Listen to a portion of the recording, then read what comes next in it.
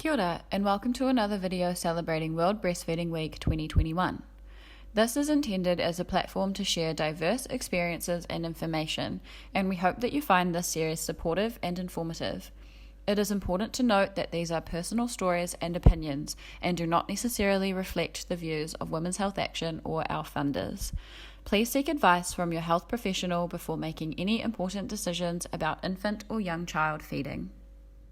Kia ora koutou, ko Lynley Nichols. I live in Tāmaki Makarau and I work at the Auckland District Health Board in the neonatal unit and Starship.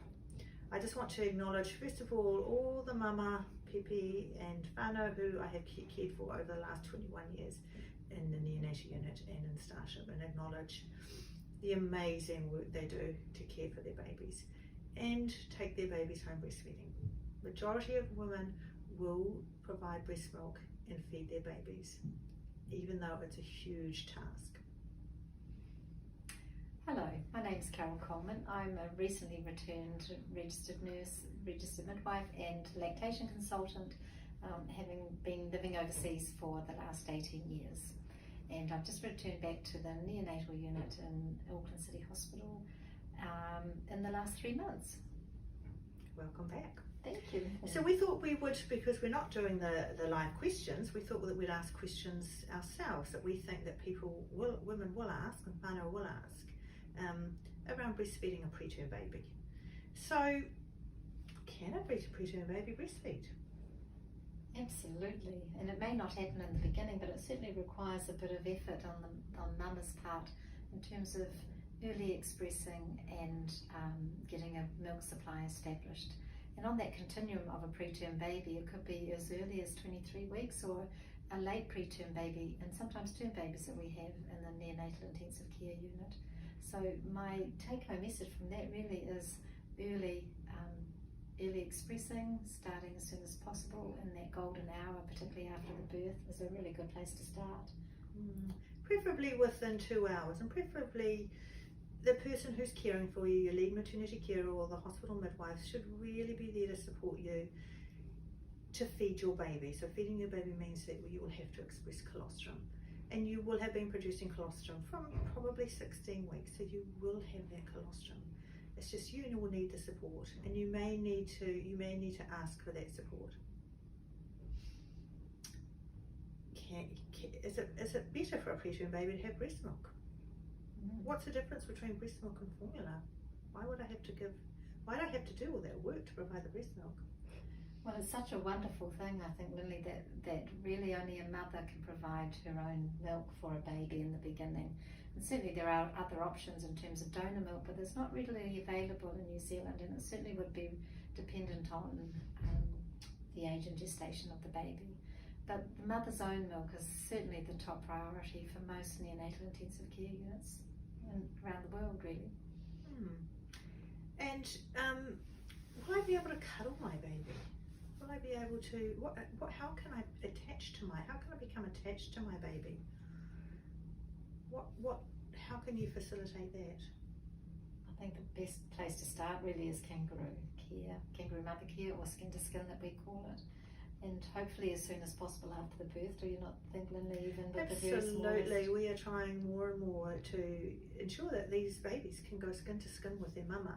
If not their mama, their papa in the delivery unit, and we actually brought to the neonatal unit on the chest of their mum, the mama or their papa, or a support person, but preferably mama, because we want mum to attach to her baby, and that will help in terms of producing breast milk as well. So we've sort of talked about expressing, but how do I produce that breast milk when my baby can't go to my breast? How do I do that? What do I need to do? What equipment do I need? The great thing is you don't need any equipment at all in the beginning. You can really just use hand expressing. I think it's a really useful tool, particularly in the beginning before the milk comes in. And even afterwards, because massage and even using electric pump go hand in hand in terms of the expressing. As Lynley alluded to earlier, it requires a big effort from mamas to actually, from a time point of view, because frequency becomes really important. once lactogenesis 2 or the milk coming in has occurred. Yeah, and that's where it's really important to have the support people and ensuring someone advocates that you do have a support person staying with you when you first have your baby, because they're the people that can help you. And you may not be able to take too much in, but that person may be able to take a bit more in as to how often you should be expressing, and then they, or you, particularly if they've had a C-section, they can bring that milk up to your baby, and makes a huge difference to be able to see that you can provide that milk for your baby. And that first milk is so valuable, and particularly in the neonatal unit, it's commonly said every drop counts, and it's really true in the NICU, particularly when you have really small babies and they only start off with having maybe even half a mil every few hours or even a mil. So those small amounts of colostrum that's going to bathe the baby's mouth and gut in those early days, priming the gut for taking nutrition as it matures. So what are the benefits of providing breast milk for a preterm baby?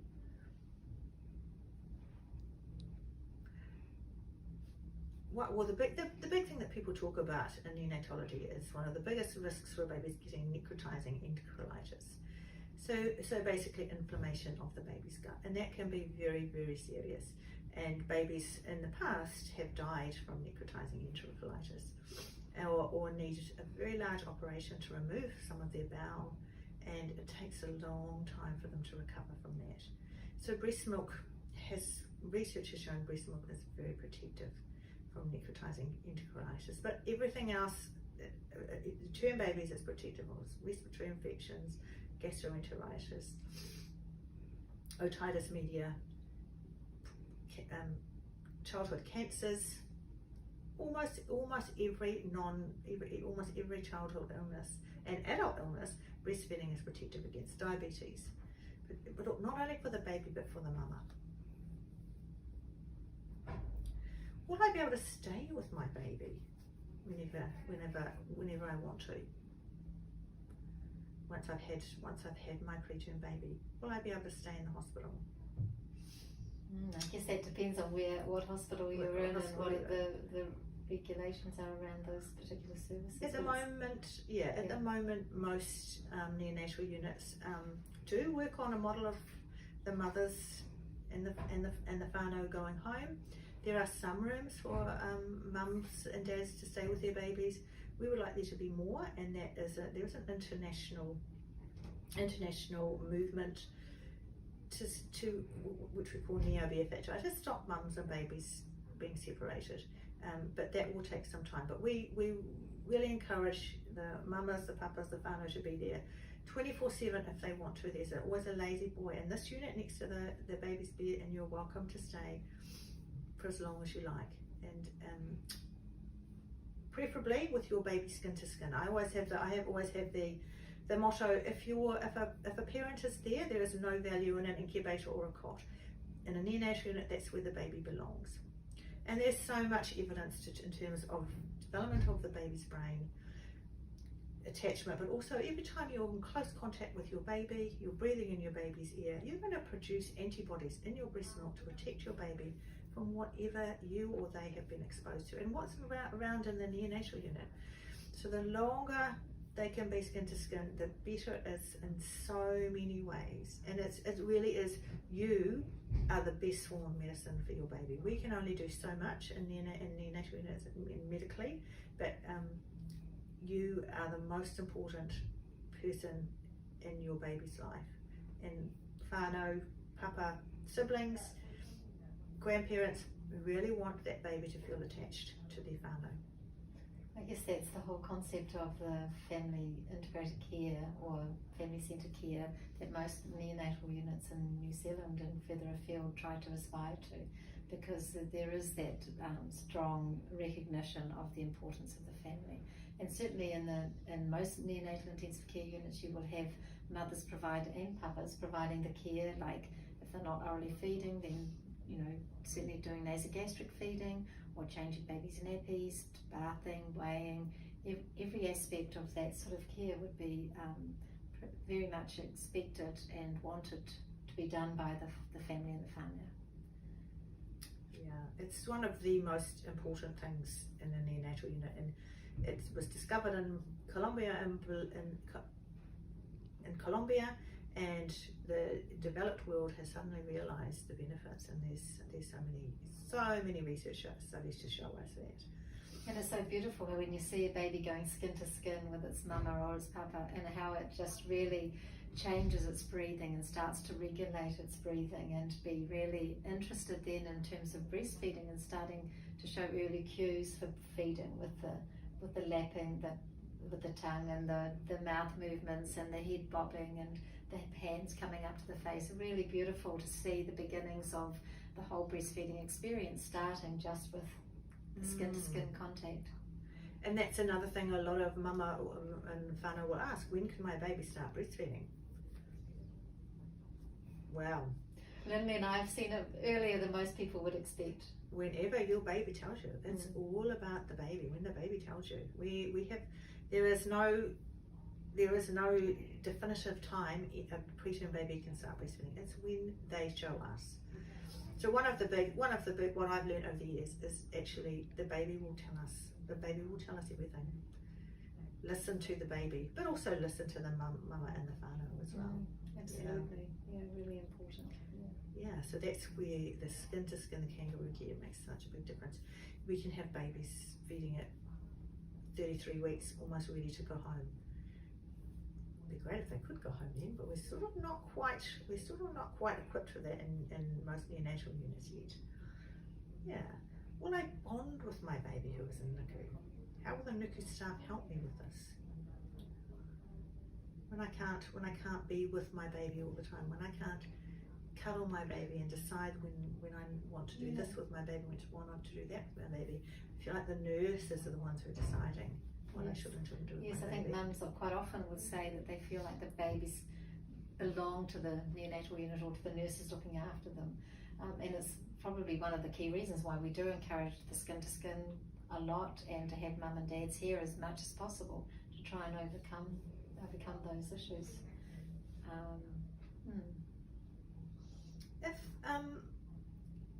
Is it better what is different about preterm milk?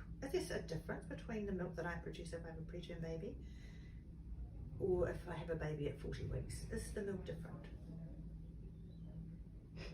Absolutely, the milk it's amazing. The human body is amazing. So preterm babies need milk that's high in protein because they need to grow quite rapidly like they would if they were in utero. It's much higher in protein, much higher in fat, much higher in sodium, and preterm babies often lose a lot of sodium, salt from their skin. It's much higher in antibodies, to protect that baby from whatever they're going to be exposed to. So yeah, amazing. It is amazing. And usually for the first month, it's quite different to term babies, to term milk. And that the milk is different between a boy baby and a girl baby, even, which I think is even more miraculous in terms of the growth and the nutrients that make the babies grow in different ways, whether they're boys or girls. Yes, absolutely amazing. So how often should I express then? If I really need to produce this milk, how often do I need to express? I kind of like to think of it as trying to mimic what a baby would do. A baby born at term feeds frequently, and in the beginning days it will be as often as 12 times in 24 hours. I think mums really need to be flexible with their breastfeeding, not think about 3 hourly or timing it necessarily with babies' feeds.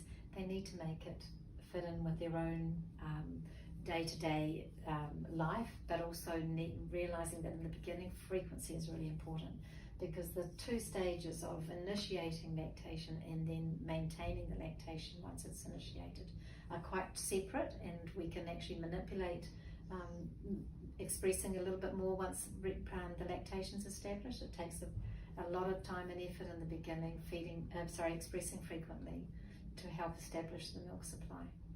And we really acknowledge that it's really difficult. You may be feeling unwell yourself, you may have had cesarean section, you're trying to cope with the fact that you've had this very sick or preterm baby.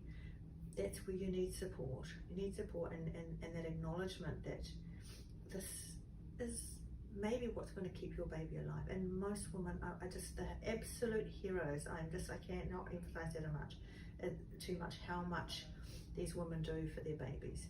You know, they do have to go home, and it's quite difficult. They've got other children, they're driving in and out. That's why it's really important that you get a good quality breast pump. You can hire them. If you're under work and income, we can send a letter to your case manager and they will provide funding for you to get a breast pump.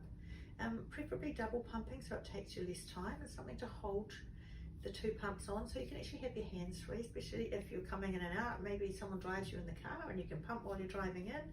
You've got other children, you can actually do things at home while you're pumping. It is very time consuming, very, very time consuming, and we want to acknowledge that. It's, you know, it's something that takes a lot of the mama's time. And I think also in the beginning, Lynley, it's something that is very strange and foreign to most women in the beginning, particularly if it's their first baby. But spend a few days in a neonatal intensive care unit and mamas are wandering around quite openly. We don't hide away in cupboards or little rooms. It becomes a normal experience in a NICU, which I think is just wonderful. Once you get over that initial embarrassment or feeling like you're a bit on show, it becomes a really just natural part of life in a NICU. And the normalisation of breastfeeding and producing breast milk in a NICU is the absolute gold standard. Yeah, absolutely.